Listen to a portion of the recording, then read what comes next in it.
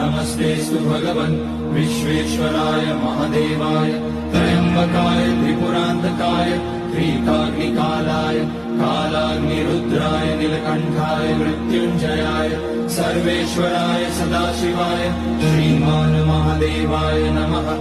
ॐ नमः शम्भवाय च मयोभवाय च नमः शङ्कराय च मयस्कराय च नमः शिवाय च शिवतराय च। ॐ त्र्यम्बकं यजामहे सुगन्धिं पुष्टिवर्धनम् उर्वारुकमिव बन्धनान् मृत्योर्मुक्ष्यमामृतात्। नागेन्द्रहाराय त्रिलोचनाय